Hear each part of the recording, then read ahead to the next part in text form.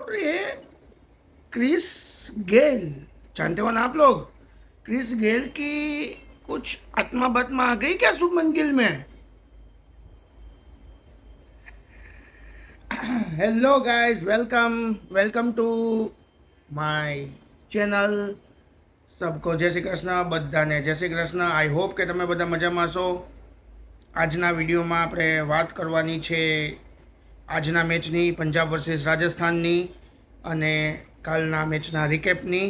तो चलिए फटाफट वीडियो को लाइक कर दीजिए, मुझे सब्सक्राइब कर दीजिए. स्टार्ट करते हैं हम आज का वीडियो.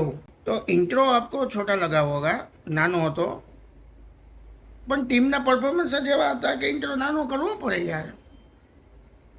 એટલું એડજસ્ટ તો તમારે કરવું પડશે ને.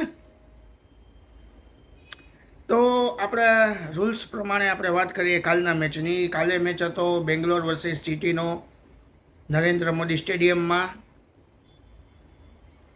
કોહલીએ અને બેંગ્લોરની ટીમે પહેલી બેટિંગ કરી. What bowling by Gujarat Titans. મેં તમને કીધું હતું ગુજરાત ટાઇટન્સની બોલિંગ જોરદાર ફોર્મમાં છે. પ્રસિદ્ધ ક્રિષ્ના, મોહમ્મદ સિરાજ, ખગીસો રબાડાને પહેલી ઓવરમાં રન માર્યા વિરાટ કોહલીએ. પણ ત્યારથી પ્લાન સમજી ગયો હતો કે વિરાટ કોહલીને બાઉન્સ દળ આપવાના છે અને વિકેટ કેપ્ચર કરવાની છે.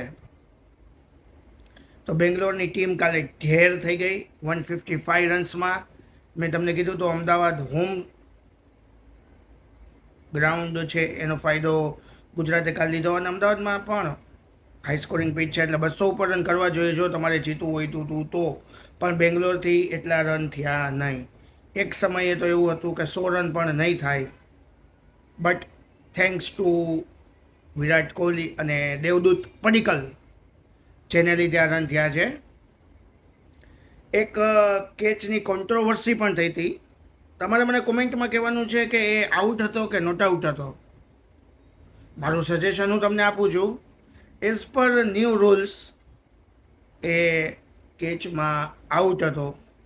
બિકોઝ ઓફ કે બોલ હાથમાં કેચ થઈ ગયો છે. 2 સેકન્ડ સુધી બોલને જમીન પર ઢસડાવવામાં આવે છે, પણ એની 1 કે 2 આંગળી કે હાથનો કોઈ પણ ભાગ સહેજ એવો પણ નીચે હોય, हाथ का कुछ भी अंश या उंगली बॉल की अंदर हो तो वो नॉट आउट किया जाता है. सॉरी, कुछ अंश अंदर हो, कुछ हाथ अंदर हो तो ये आउट कहवाय છે, नॉट आउट नहीं. Sorry, my mistake.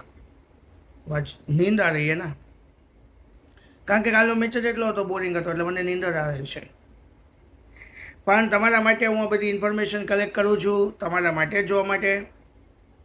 એટલે જે કોન્ટ્રોવર્સી હતી એ કોન્ટ્રોવર્સી એ ટાઈપની હતી કે જેસન હોલ્ડરે કેચ કર્યો હતો. વિરાટ કોહલીનું કહેવું હતું કે બોલ જમીનને અડી ગયો છે, પણ એકચ્યુઅલી એકાદ આંગળી નીચે હતી એટલે એ આઉટ કહેવાય છે. સમજ્યા તમે? એટલે આ થોડીક કોન્ટ્રોવર્સી થઈ હતી. આરસીબી 155 રન કરી નાખ્યા. ત્યારબાદ જીટી આવી બેટિંગમાં. જીટીમાં ક્રિસ ગેલ બની ગયો તો Shubman Gill. Are you imagine? Shubman Gill ક્યાં, ક્રિસ ગેલ ક્યાં?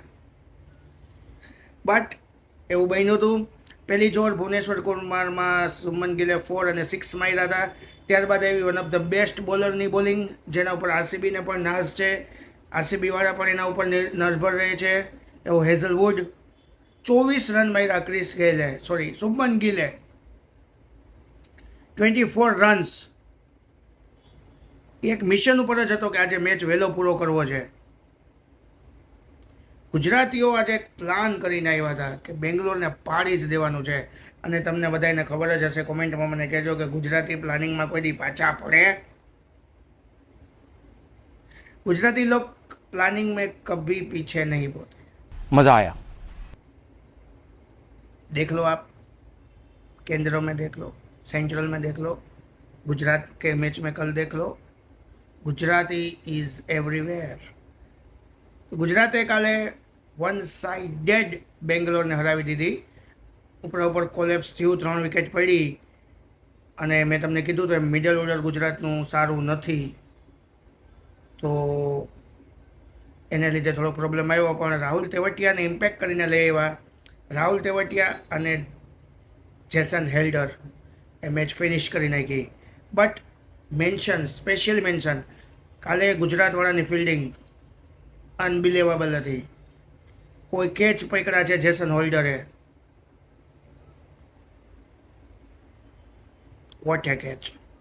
કાલે જ મેં કીધું હતું, કેચીસ વિન મેચીસ. ફિલ્ડિંગ તમારી ટાઈટ હોવી જોઈએ, ટીમનું એટમોસ્ફિયર હોવું જોઈએ, તો તમે ગમે એ મેચ જીતી શકો છો.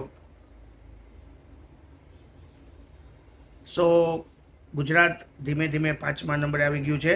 ગુજરાતની ટીમ તમને એટલી દેખાતી નથી કે ખતરનાક હશે હૈદરાબાદની જેમ, બટ કામલી ધીમે ધીમે કોઈને ખબર પડ્યા વગર ઉપર આવે છે.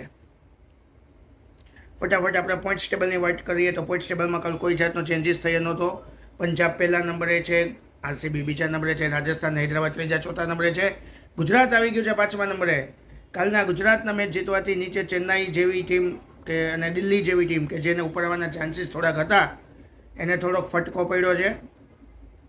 એટલે ઉપર હવે રસાકસી વધી ગઈ છે ટોપ 4માં. નીચે તો એઝ યુઝ્યુઅલ કાંઈ છે જ નહીં. તો આઈ હોપ કે તમને થોડીક ઇન્ફોર્મેશન મારી સારી લાગી હશે. વાત કરીએ ફટાફટ આપણે આજના મેચની. તો આજનો મેચ છે દિલ્હી વર્સિસ રાજસ્થાન. જયપુરમાં મેચ છે. રાજસ્થાનની ટીમ ફૂલ ફોર્મમાં છે. વાત કરશું આપણે વૈભવ સૂર્યવંશીની. ફાડી નાખશે. બુમરાહ ક્યુમિન્સને જે માણસ નથી મૂકતો એ દિલ્હીના બોલરને કેમ મૂકશે? વૈભવ સૂર્યવંશી તો જો 2-3 ઓવર રમીને 50 રન કરી જશે 40-50 ટીમને માટે. બાકીના ટીમે તો 150 જ રન કરવાના છે. 200 is enough for Delhi. So જયપુરનું ગ્રાઉન્ડ નાનું છે, રનના ઢગલા જોવા મળશે. રાજસ્થાનની ટીમ ઇન્ફોર્મમાં છે. યશસ્વી જયસ્વાલ, વૈભવ સૂર્યવંશી, ધ્રુવ જુરેલ. હવે તો એ લોકો હેટમેયરને કાઢી નાખ્યો છે એટલે બેનિફિટમાં છે એ લોકો. એની બદલે જસુન સનાકાને રમાડે છે. બોલિંગ તો સારી છે જ, તમને ખબર છે. ચોફરા આર્ચર, નંદરે બર્ગર, રવિન્દ્રસિંહ જાડેજા, યશરાજ પુંજા પ્લેયર જોવા જેવો છે. બહુ સારી બોલિંગ કરે છે રાજસ્થાનમાં. સામે દિલ્હીની ટીમમાં જોઈએ તો દિલ્હીની ટીમ તો લાસ્ટ મેચ 75 રનમાં ઓલ આઉટ થઈ ગઈ હતી. આરસીબીનો રેકોર્ડ બચાવી લીધો હતો એકચ્યુઅલી. પણ દિલ્હીની ટીમમાં જોઈએ તો ઓપનિંગ પાર્ટનર રાહુલને સારો મળી રહ્યો નથી, જેથી રન થતા નથી પાવર પ્લેમાં. આઈ થિંક કે પૃથ્વી શોને એકવાર ટ્રાય કરવો જોઈએ ત્યાં. મિડલ ઓર્ડર દિલ્હીનું સ્ટોપ્સ સિવાય કોઈ પર ભરોસો કરી શકાય એવો નથી. અક્ષર પટેલ, કુલદીપ યાદવ બે ફોર્મમાં નથી એટલે દિલ્હીની બોલિંગ બહુ જ નબળી છે. સો દિલ્હીવાળાએ વહેલાસર વિકેટ લેવી પડશે. બાકી વૈભવ સૂર્યવંશી ધાગા ખોલ દેગા. અને ગઈ વખતે દિલ્હીની ફિલ્ડિંગ પણ ખરાબ હતી. ફિલ્ડિંગ હોવી જોઈએ કાલે ગુજરાતની જેમ. ગુજરાતની ફિલ્ડિંગ કાલ દિલ છો ગઈ. જયપુરમાં રનના ઢગલા જોવા મળશે.